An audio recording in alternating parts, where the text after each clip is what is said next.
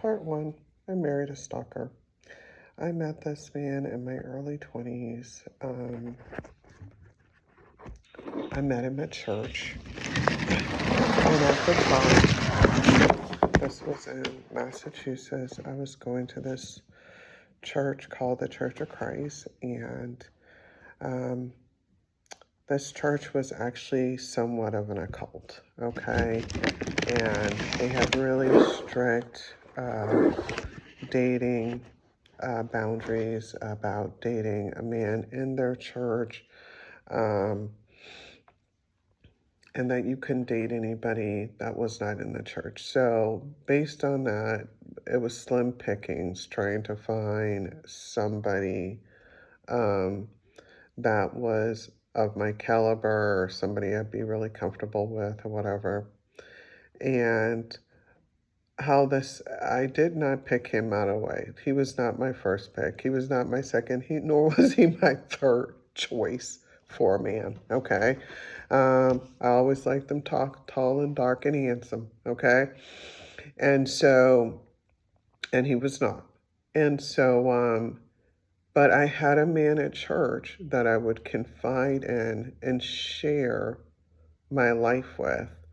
And tell him about my struggles. He was just like a big teddy bear dad. He was much older than me,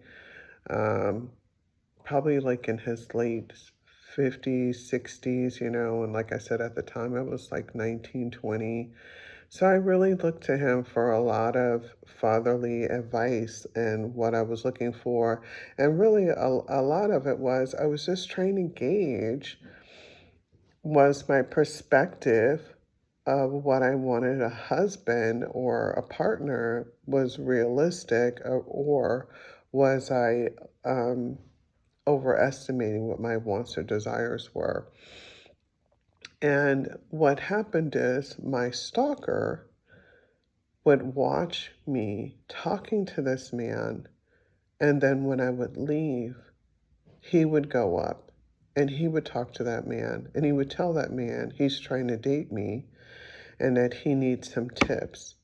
And that man broke my confidence and my trust, and he told that man everything I said.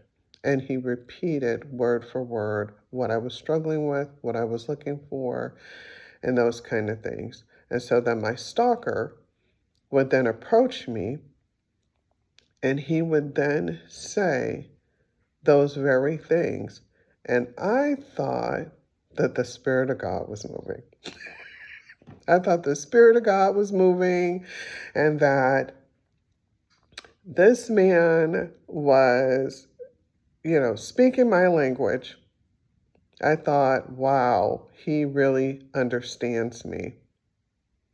Nope, he didn't understand me. What he did was he had an inside scoop. Okay? So when I married him,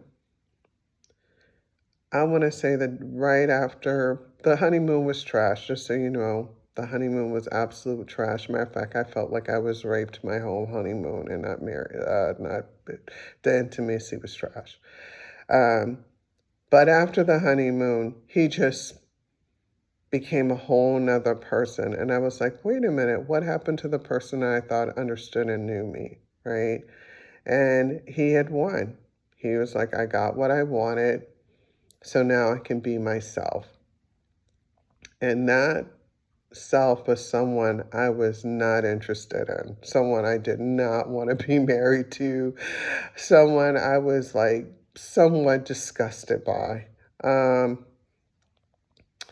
He almost immediately started trying to figure out how to beat me. One day we were having an argument, and it was just a petty, small argument, and he began to choke me. And he began to choke me unconscious. And I was fighting for my life to get away. I finally got away, and I ran to the nearest person's house. They were like a couple of blocks from us, and he was a deacon in the church. And I confided in him, and I said, this man, he choked me and I'm scared to go back to the house and I want a divorce. I don't want to stay married to him. And they said, oh, sister, it's against God's will. You can't get a divorce. It's wrong to get a divorce. You'll go to hell. No, no, what we're going to do is we're going to go over there and we're going to talk to him. We're going to talk to him. We're going to try to help him understand what he's doing wrong, okay? We're going to try to see if we can work this out. Now, you have to understand something. This was not the first time that I saw a level of violence in him. I think this was the first time it set in for me that he was violent, okay? And I was so naive that I really thought if someone talked to someone about something, then that resolved it. Like when they said, oh, we're going to go talk to him and it'll be resolved. I really believe that. I really believe they're going to say, hey, don't do this. And, that's affecting her and it would stop because I was that kind of person. If you said to me, Latasha, you hurt my feelings. Please don't do this to me. This sucks. It really hurts. I would stop doing that to you. I would not continue to hurt you, you know. But obviously, this was a whole nother animal. I'm sorry, guys, my glasses are broke and I can't find my other ones.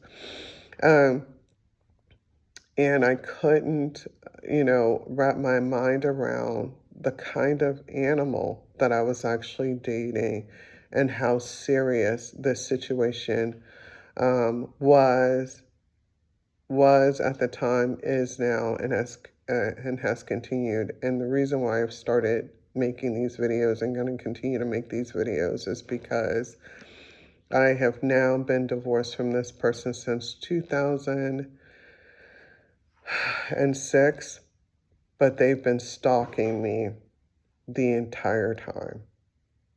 And I want to make this video for other women. Hopefully this will help you. And hopefully this will draw some awareness and help you overcome something like this.